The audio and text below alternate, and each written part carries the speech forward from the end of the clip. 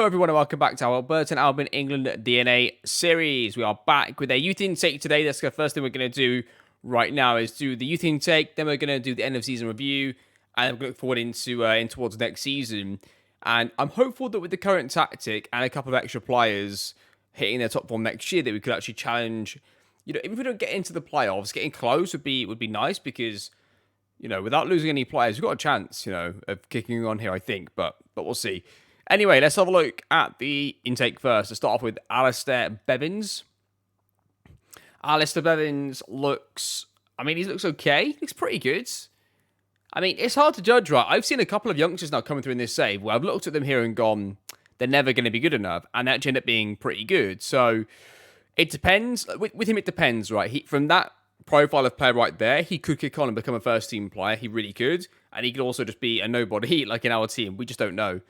So we'll wait and see. Kojo Kwame, now he looks almost better, really. I mean, according to the stars, they've given him... Well, actually, they're quite close, aren't they? But Kojo Kwame there, more like a number 10 that can finish. Could be a striker, you know.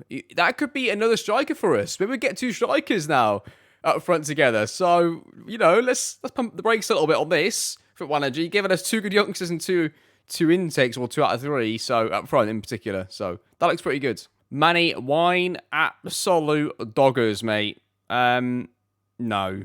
It's a no from me. John Logan looks like a proper old school defensive player. Yeah, fullback. I mean, not the best. We'll see how he develops. Could be side of a back 3 for the Pep tactic, or I don't quite know yet. He could develop into something pretty good, but it's a wait and see on him as well. And I've got to be honest, going through everybody else, that is it. That is what we've got. We've got basically 3 players. Well, 4 from that intake, just 4 players that could even be remotely first-team players. That's very disappointing, but it's better than nothing. I'm happy that we've got. I'm happy that we've got 2 players in these 2 here, and one of them could be like a striker or number 10. I think striker. If we're going to play this 4-4-2 that we're playing right now, he'd need to be a striker for us and be an effective one, because Lockwood's been brilliant as a striker, but he's got 7 finishing. That's not a long-term strategy. He's doing good there right now. Ideally for him, he's going to be playing in the sort of AM role in this tactic, or a CM. It could be either these 2, just like a more free spirit, more like a winger that's come inside, that sort of thing. Yeah, Lockwood isn't the prototype one there, so we'll see. But that's your intake anyway. Quick update on the league table. We are mathematically safe, so you don't have to worry about that. In fact, I'll show you this right now quickly. Yeah, we're mathematically safe, as you can see, with a few games to go, which is good. And it all comes down to next season, doesn't it? Do we kick on from here, or do we have the same season again? And that's going to be a big talking point going into next year, because if we have the same season again next season and the intake isn't good again, we need to have a think about what we're going to be doing here, like, because it's getting very, very difficult at this point for us to it's getting very difficult for us to be able to kick on. So we'll see what happens next season. We'll start off with the same tactic, we'll start off with the same everything, and we'll see how it all develops going into the next one. But yeah, we're going to be safe. Done pretty well recently. I mean, last season we finished on 52 points, is that there? Yeah, 52.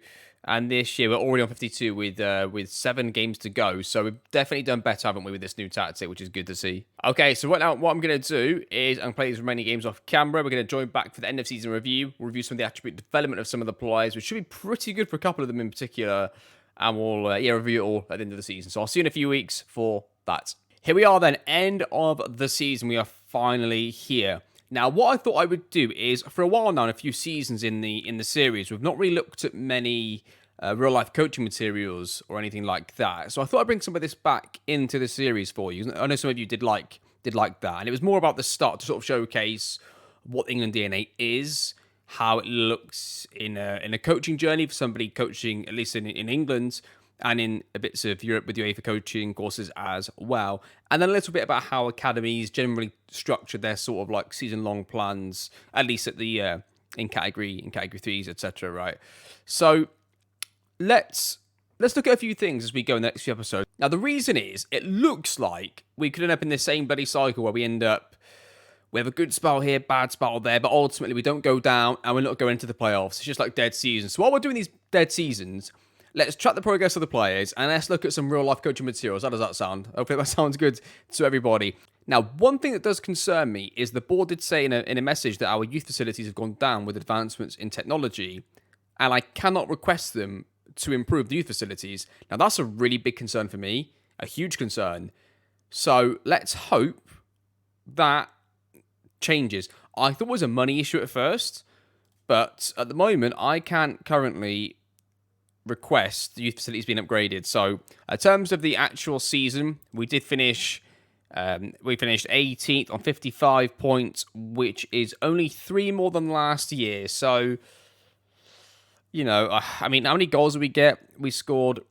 What are we on here? We scored 65, conceded 84. Last year we scored 37, conceded 55. So, Christ alive, we conceded more goals.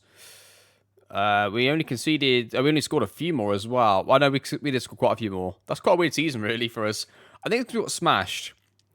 I think it's because we got smashed a lot towards the end of the season. You can see that's a really bad end. And it does leave me wanting to go to the pep tactic going into next season, if I'm honest with you. It really does leave me wanting to do that.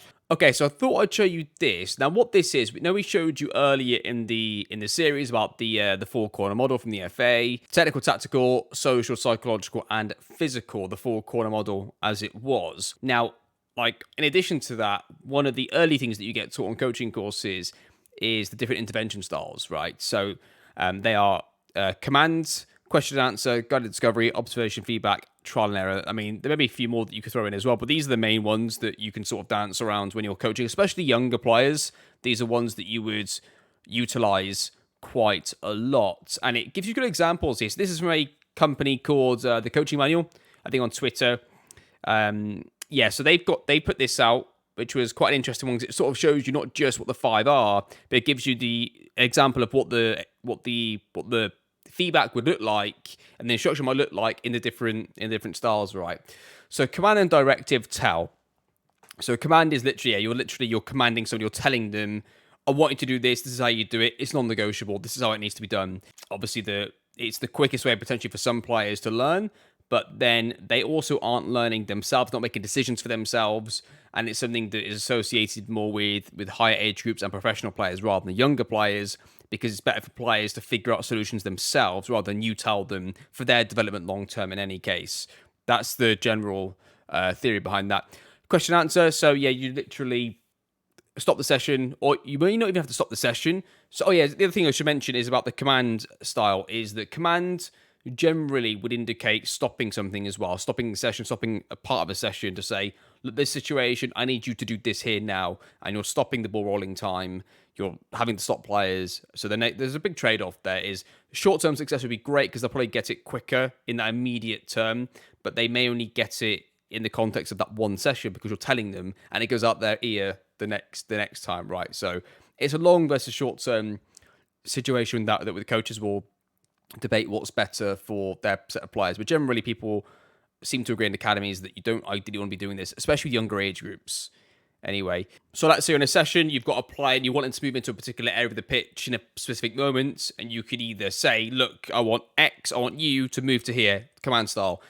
The alternative could be, X, where do you think you could go here? And he looks around the session and goes, I could go here and I could go here. Question and answer, same thing. In fact, they give you the same thing here. They give you the same instruction again, as we said, but with different things. So they've got goalkeeper, you have to play to your centre-back. Full-back, your starting position should be wider.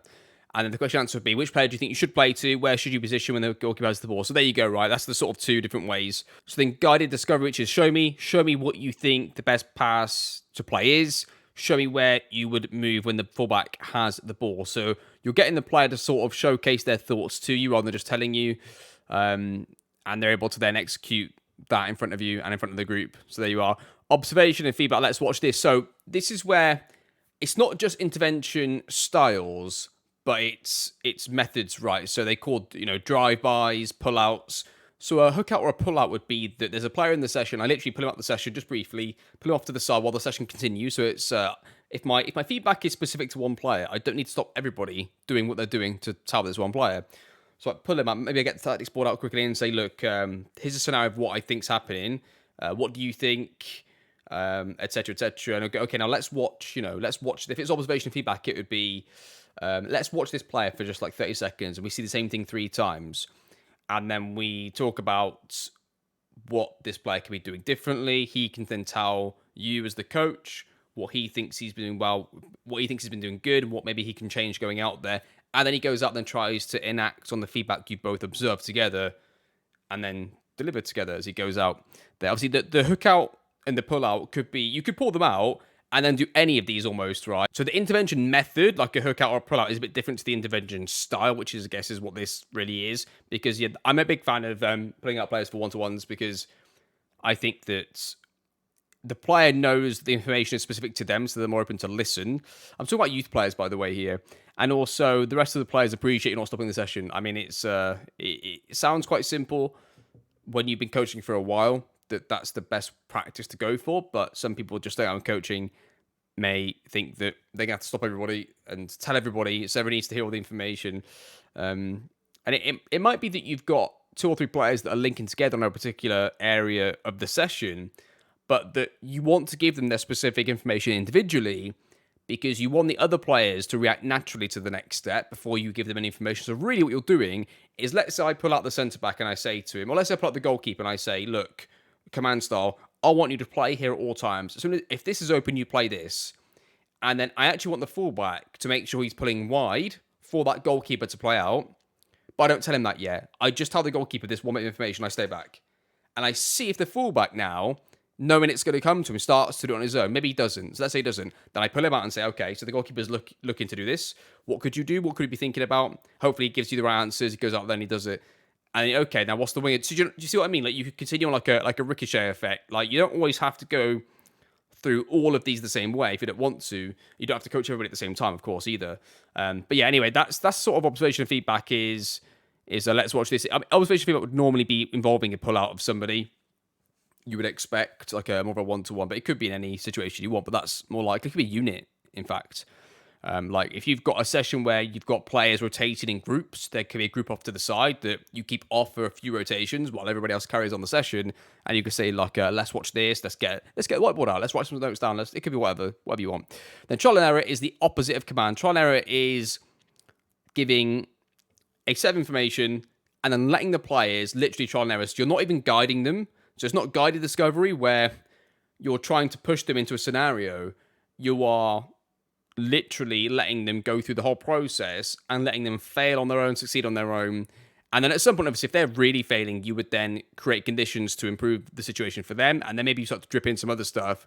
But the trial and error is to let them try it themselves. Because if they can go through trial and error, figure it out and succeed, the learning they'll take from it is exponentially better than if you're just telling them to do it, right? If they're able to learn it themselves. And as you can see, the information is try playing out to your fullback, try playing straight to the defensive field player. Those are like the 2 things you might get from them. That's it. And that's it. That's what you're going to get. And that's quite common, that sort of information. A lot of academy sessions that I've seen do very much start off with the trial and error method at the start. And then where it goes from there, some coaches will start to then get increasingly ramping up the information if they think it's needed. Some won't. I've seen some coaches do whole matches where the players, it's a trial and error match. I've seen one coach do a trial and error match where he took his academy team to play against a Premier League academy team, actually.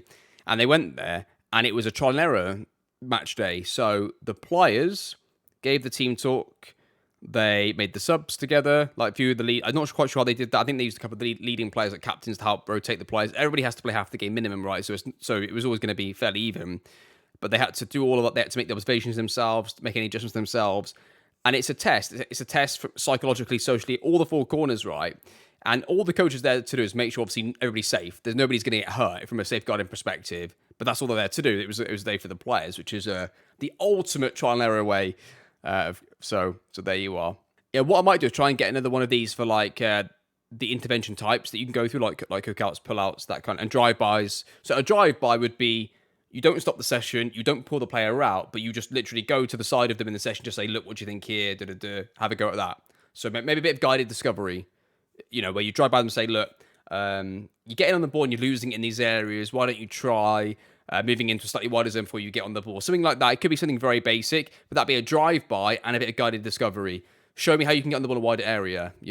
That's it. And what you're thinking is get in a wide area, get on the ball, and then drive inside rather than trying to receive it inside and turning at the same time. Maybe that's what he's doing and losing the ball, right? So might be drive by with a bit of guided discovery Could be that, right? So, yeah, but we'll go through that at a different time because that might be a whole different section. But I thought I'd show you something. We haven't done something in quite a while on the in the series. And, yeah, so there you go. Bit of intervention stuff there. Something we haven't really covered. Something you would definitely do on your level 2 and definitely on the UEFA B. And, yeah, there you are. Okay, so we're going to look at two things. We're going to do the end of season review. We're going to look at some player development review stuff. And then what I think we're going to do differently is rather than you come back with me the first 2 games of the season, which don't mean anything in the grand scheme of things, I think you're going to join me back in December, halfway through the season, and we'll see how things have gone. I think we're going to do it like that this time round. We're just going to keep changing up till something fits really in the schedule, as it were. I hope that makes sense, because the reason is if you were to come back for the first 2 games with me and we win both, we could still end up getting relegated after that. And if we lost both games, we could still get promoted. It doesn't really tell us too much. So let's come back in December. Let's see where we're at. Let's see how players have developed in the 6 months, as it were. And let's just see how things are looking, I think. Maybe we don't do actually the attribute review, but maybe we just look at how things are going. And hopefully we've upgraded the facilities. That'll be something else we look at. But let's do this anyway. End of season review first. Have a look at that. New arrivals. There aren't any, so move on. Yeah, not a great season. Better than last year, though. Moments to remember. 3-1 against Derby. Okay. Finances. How we lined up, that is sort of what we did in the end. Yeah, in our sort of 4-2-2-2, as it were, according to this. But, yeah, Docky got in the first team, did in the end, according to that. He played, 15 games? 14 games. The accolades. So, fans player of the season was Stephen Hudson. Young player of the season was Stephen Hudson. Goal of the season with Lee Burley. Top goal was John King with 11. Tom McKinnon, most assists. Most player of the match awards goes to Ian Lockwood. Highest average rating went to Stephen Hudson. Most passes completed per 90, Mitchell King. Worst discipline, Brennan Hughes. Most league goals by player was John King. That's record breakers. Dynamic manager timeline. Is there anything here? 500 matches for us. That's pretty much it, though. I didn't realise that in the Next Gen Awards, Aaron Oxby actually got nominated in that. So, yeah, congratulations to him. And that is your end of season review. Now, let's look at some players. I've got to be honest, I am tempted to sell Aled Harrison because we could do with the money. He wants to leave. He's got 2 years left on his contract, and we've got a goalkeeper that I prefer anyway. I'm tempted to let him go, and then we would keep Luke Norval. Yeah, as we're moving towards more season reviews rather than quarterly and half-year reviews, let's look at the players over the last 12 months. Let's keep doing that now. Luke Norval, over the last 12 months, hasn't changed at all according to this. Trending up, though, should be going good into next season. He was only a starter for the second half of the season, so I'm hopeful that it will continue to improve going into the next one. But there is Luke Norval. Mitchell King, no changes. There you are. Kyle Andrew, no changes from him either. Really. Neil Davidson, trending up, not great, really. He's improving, but he needs to improve technically as a defender, I think. Scott Rainsford played in the 21s most of the season. A bit slow, but is going to be needed next season if we play the Pep tactic. Giannis improving in all areas, looking a really good player. If we play the Pep tactic, probably the CM or the DM defend, the Rodri role for us would be, I think, him. Looks pretty good, doesn't he? All round. Lee Burley starting to sort of plateau out on his attributes, so maybe we're hitting the peak for him, but not a bad player. Pretty good, actually, in a lot of areas. In the Pep tactic, I'm not sure if he plays as a pivot for us. It's like the left-sided pivot, probably, but looks pretty good. Sean Doherty played the last half of the season in the first team. I mean, finishing a 4 isn't great, is it? Dribbling a 12. Let's hope he carries on technically improving because he needs it. Steve Torrance would be good on the side of a back 3 again. Pretty good defender, actually. Just slow. Really slow.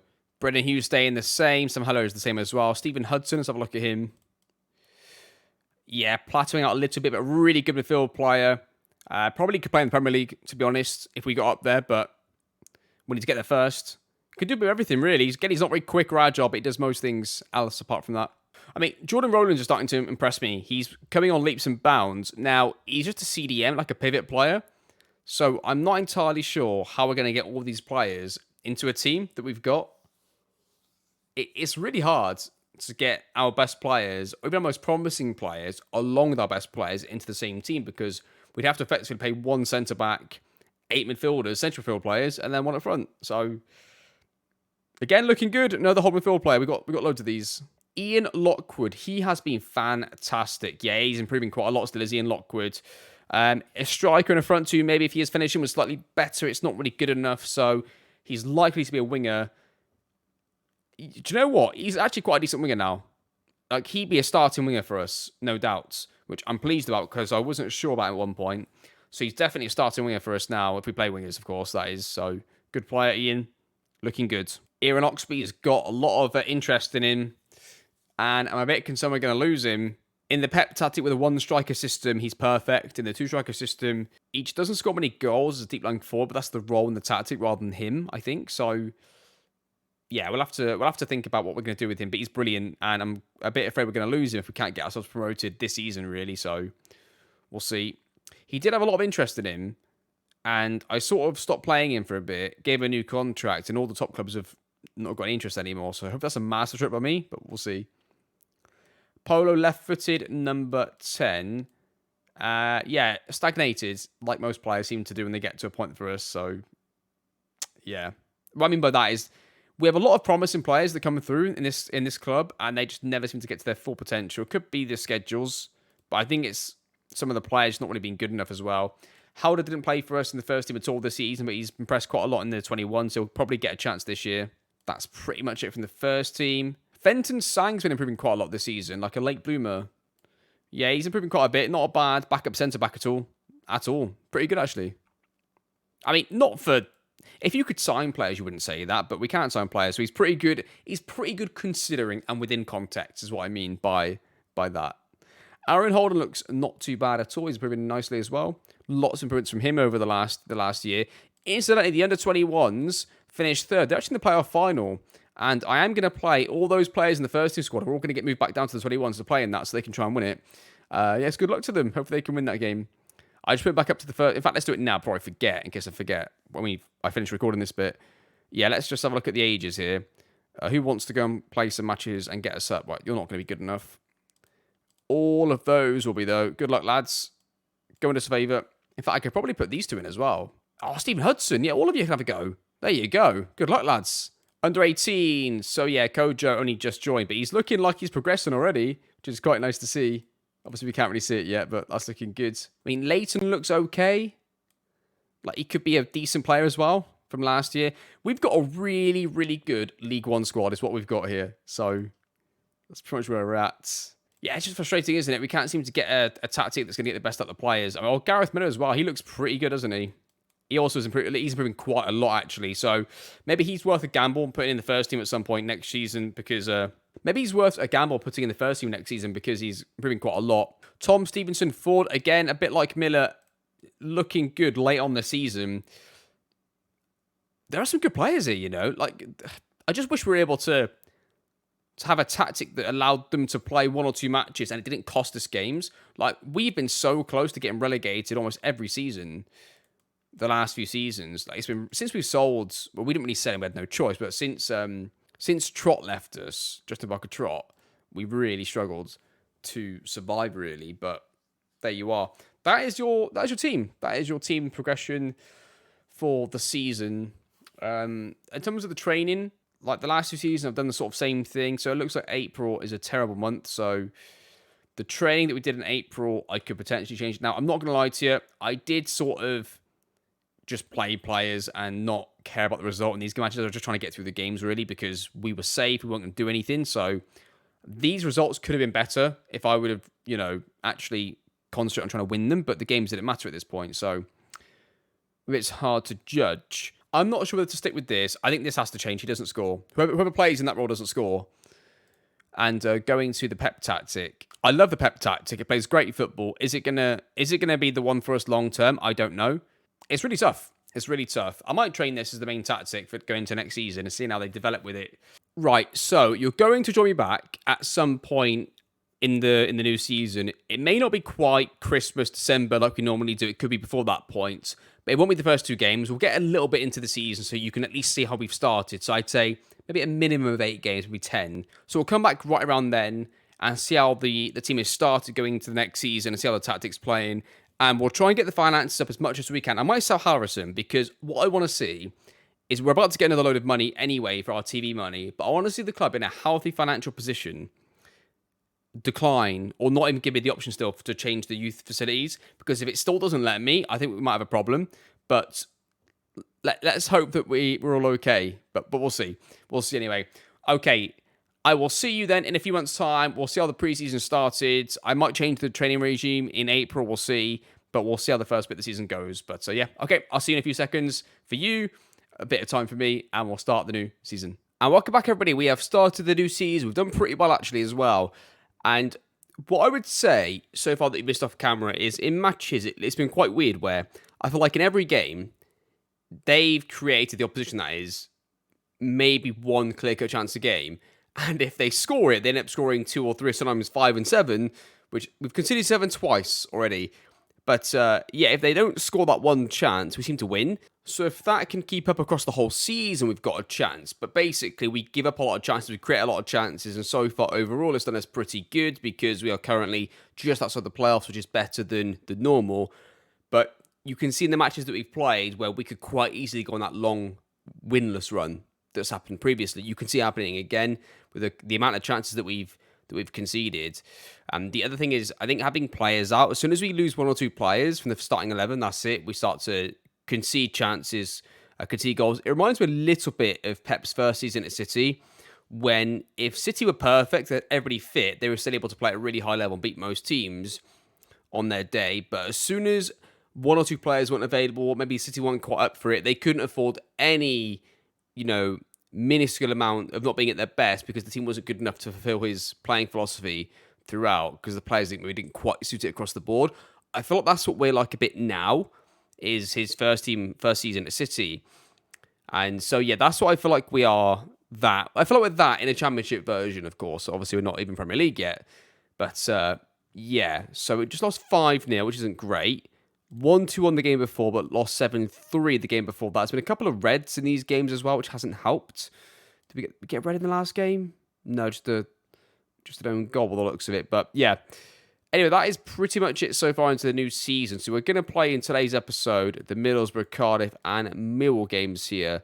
And see right at the end of these 3 matches. We could be in the playoffs. We could be quite far on the table. It depends on the next few matches. Right on the back of a 5-0 defeat isn't the best time to do a game on camera, I guess, but we'll see how it goes. In terms of like top performers and stuff, I'm not too sure what to say because it's been quite hard because the game's been so different. Like we've won some of the games and got smashed in a couple. In fact, every defeat's been a bad defeat. 7-2 in the cup, 7-3 in the league, then a 5-0 defeat in the league. All 3 of them are pretty bad. And yeah, so it's quite hard to pick out performances generally because it's been quite up and down. But overall, Brendan Hughes looked pretty good again.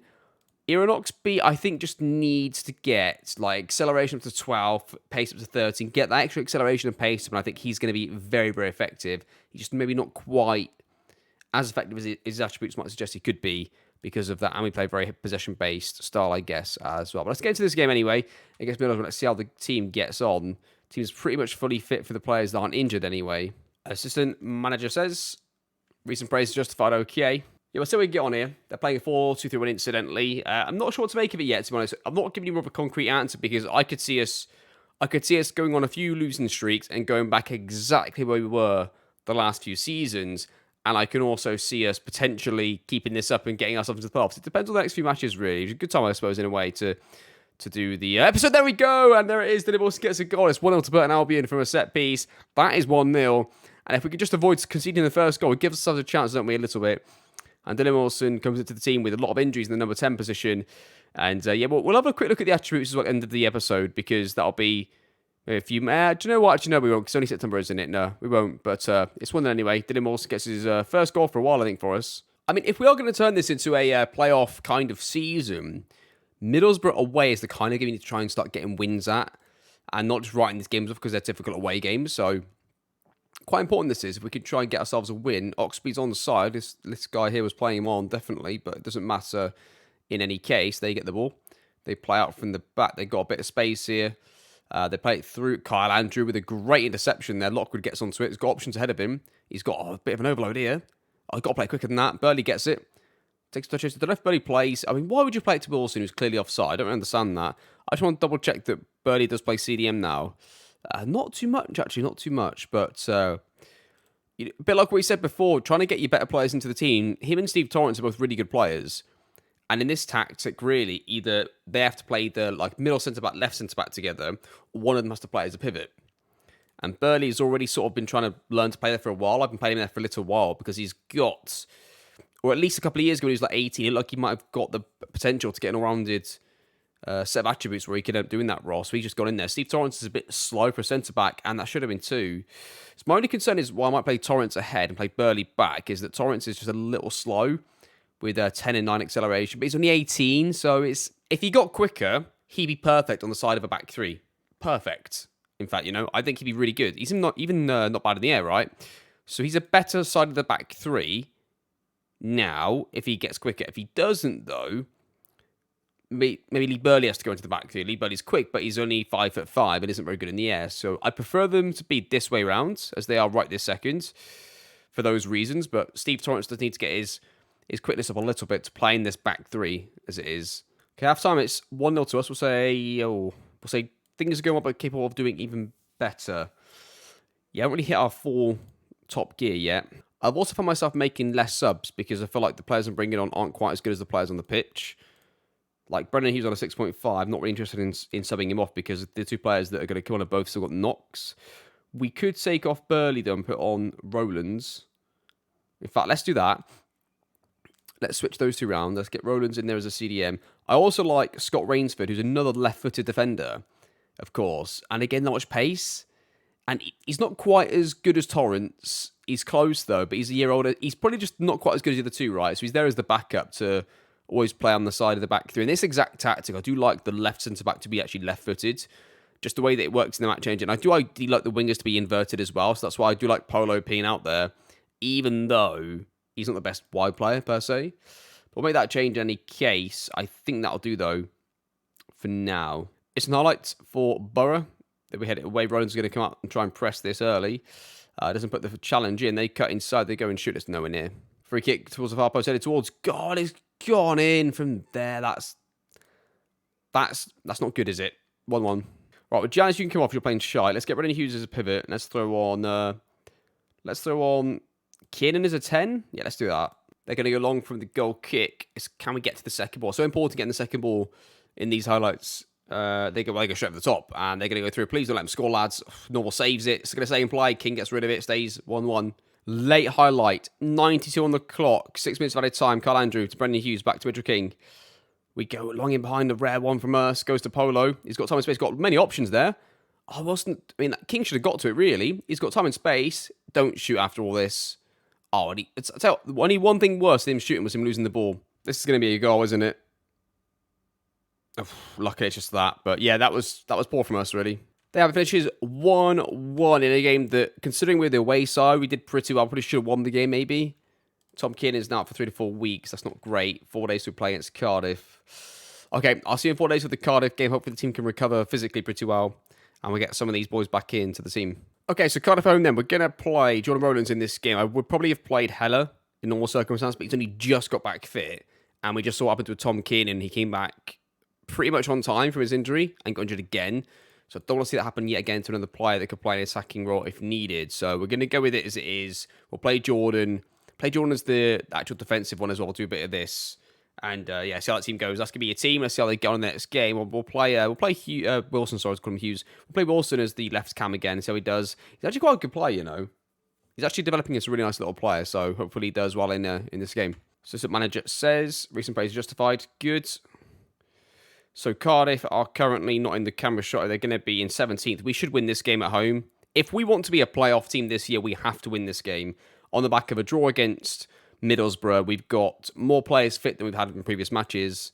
Like, this has to be a winnable game for us, really. Okay, they've out from the goal kick. They go short. They're going to play to their fullback, who's going to travel with it. So we're going to try and get the pressure on. Now they're going behind. We're going to get to this. Hopefully Carl Andrew does. He sends it, though. Lack of composure at times from the defenders. And Cardiff play through us quite simply. And is Donnelly onside? He could have been offside. He's not. It's 1-0 to Cardiff. Cardiff play short. They go behind. Carl Andrew gets to it again. Now, this time, can we reset the attack? Normal.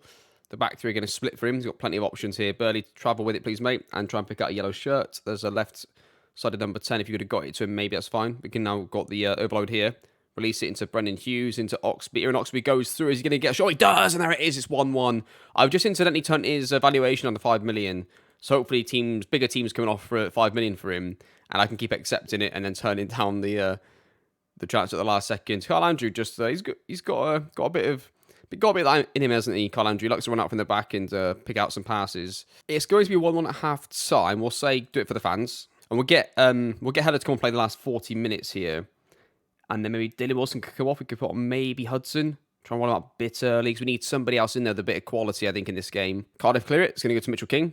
Plays it back to the goalkeeper. He's got plenty of time and space and options. Carl Andrew, back into Mitchell King. Can we get on it, lads? Can we get on it? Stay wide. Pull out wide. That's it. Recycle goods. Can you try and get on it? Not Hella. Who is it? It's Hudson. That's it. Andrew. Oh, that was close to him losing that. Hella into Hudson. Back into Burley. They've dragged him out wide. That's good. Now coming into here. So we've dragged this guy out wide. We could have tried to rework it into our number 10. We decided not to do that. So we go back to the goalkeeper. A lot of patient will play from Burton Albion. Goes to Lockwood this time. Takes a few touches. Plays into Burley. Reworked back into the... This is an unbelievable move, by the way. If we can score from this, what a goal this is going to be. It's a bit calamitous. Now, Oxford goes through. We scored though from it. We'll take that. Not the prettiest end to the move, but the patient build-up play was sensational. With better players, it would have been a better move. And it's 2-1.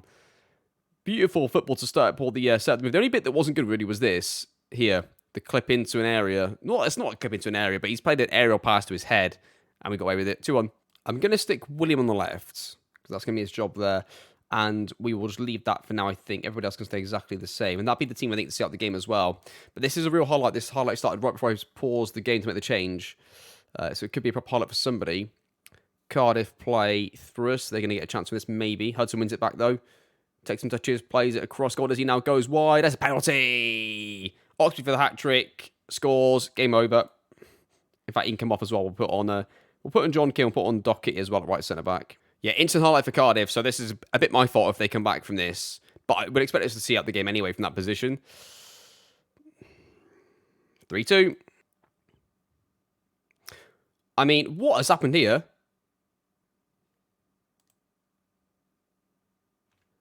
I've got two problems with this goal. One, why is my team not ready for this? Like, it's a free kick, and watch how my team don't reset quick enough for it.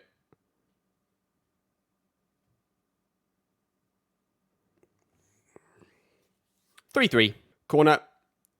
Near post headed away. William gets to it.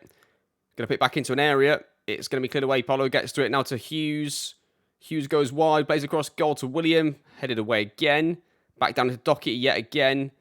Don't know what's going to happen here with this highlight. We're not in a great position to work the ball in. And we give it away in that scenario. That is absolutely terrible. 4-3. Game over. Oh, it was close. It was close. Yeah, I can't lie to you. I'm really upset about that. Yeah, I can't lie to you. I'm really annoyed about that. I'm really annoyed about that. Not just the fact that we threw it away, but the way that goal went in. I'm really annoyed about it. So I'll see you in a few days for the Wimbledon game. Okay, that's your team for this game. Pretty much the same team, though we do manage to get a few more players back for the bench and stuff like that. But Burley and Giannis both back together at CDM, which is good. Millwall at home. This, I mean, I've got to be honest. I just put me saying this has to be a win because I feel like that last result. That one result, I'm not saying that we're going to fail to get to the playoffs by 2 points necessarily. Those 2 points dropped are going to cost us by raw points. But it's that kind of result is what means that if that happens over the course of 2 or 3 times a season, that's definitely playoffs gone. And it might even mean we end up in the same season yet again. Do you know what I mean? Where we end up just fighting relegation in an absolutely waste of a season where we were never really in proper danger of going down. We never definitely going up, and it's just a waste of a season yet again because of results like that and matches like that. So Torrance travels with it from the back, places to Lockwood. Lockwood's going to get on it and play it into nobody. You'll notice as well, actually, I should have said the last game that we're obviously in the new stadium now that we built. I think it's the first time we've seen it on camera. So yeah, I forgot to mention that last game. This is the new stadium. It gives us an extra 5,000? Was it 7,000 maybe? Fans inside the stadium, which doesn't sound like a lot, but we're only getting like 10. Before, right? Something like that. Now we're getting 17. So there you are. Big difference in money coming in. Obviously, that doesn't matter in terms of buying players. Being able to offer better contracts to stay.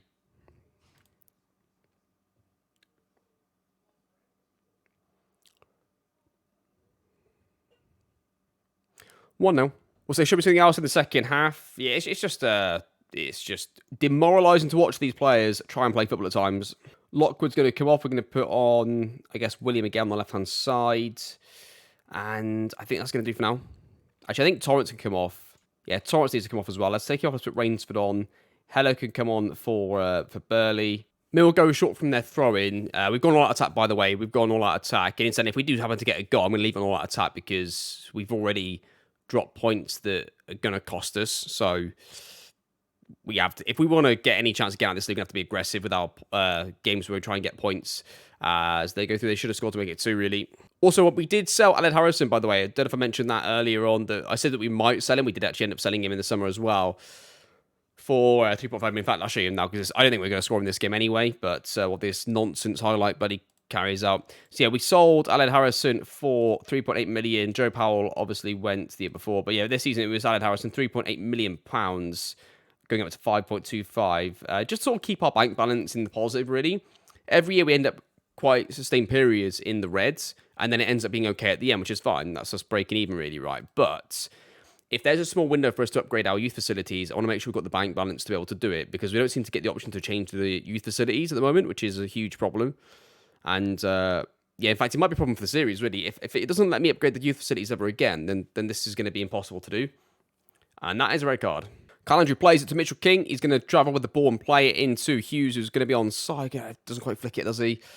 And they're all going to get the chance. And it's going to be another disappointing part of the episode, I guess. Like, we're just not quite making that step forward, are we? And I could pick holes at any different tactic I've made at any given time. There's problems with the tactic. You know, like, it's impossible to create a perfectly balanced tactic all the time with the team you've got. You know, every team is hedging their bets in one direction more than the other. And the problem we've got is we can't sign anybody, so we're sort of stuck with the players we've got, and a lot of them are the same. Like, we seem to have just gotten, in our intakes, we've gotten better central midfield players, generally, both attacking ones, and mainly pivots type players. But that is going to do it. That is a terrible, terrible end to the episode, really, after such a good start off camera. But, yeah, there you are. You've seen it in action. You've seen the problems that we have. What's our average possession like at the moment? 755%. Yeah. Like, are we creating chances here? Like, expected goals per performance? Only 2. So, I mean, we're doing pretty well. It is the chances then, right? Because XG 4. Oh, no, that's pretty good, you know. XG 4, 15. Like, that's the third highest in the league. Non-penalty XG third. That's okay. Wow. Okay. What that's telling me then is I need to get a bigger sample size. Let's really look at that later in the season. In terms of later in the season, what we're going to come back. I'm going to wait and see. If it ends up that it's going to be another dead season, what we'll do is we will come back for the youth intake. We'll review the player attribute stuff. We'll do the end of season review. We'll review all the players' attributes and development. We'll look at the new youth intake, and we'll basically do that again. And it is skipping more time, but I guess it's more up to what everybody watching thinks, really. But like, I want to make sure that I'm able to finish this series in the FM23 cycle. And a way to make sure this definitely happens is to start basically. It's almost making it like a diary. It's like a year-long diary of what we're doing, rather than it being like we start the season together, we come back in December, etc. We could do it that way, where it's just like, until we get out of this division, get into the Premier League, that it's like a year-long diary. So I show you how the season went, the stats, the end of season review, the player development review, of course, the youth intake. We do all that stuff together, and then we sort of start the next season. You can sort of see how the next season starts, and then we come back again towards the end. Until, there's a big caveat, says, until we end up in a position where it looks like we're going to be in a playoff race or a promotion race. And in that season, then I bring you back with me. But in these dead seasons where we're going to be just that step off, I think it would be better to just skip it through to those parts. But it's, you know, let me know in the comments what you think. But that's what I'm feeling like. So yeah, we're going to come back for the youth intake around that sort of March period there.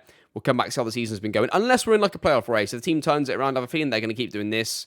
Run of wins, run of losses and draws, and just keep going. But yeah, we'll see how it develops in any case. But yeah, thank you very much for watching. Hope you enjoyed this episode, going through all the youth intake throughout the summer and starting this one. Hope you appreciate, hope you're enjoying the gaps, actually, and you're preferring the gaps. Because if you're not, apologies. But if you are, hopefully that's good.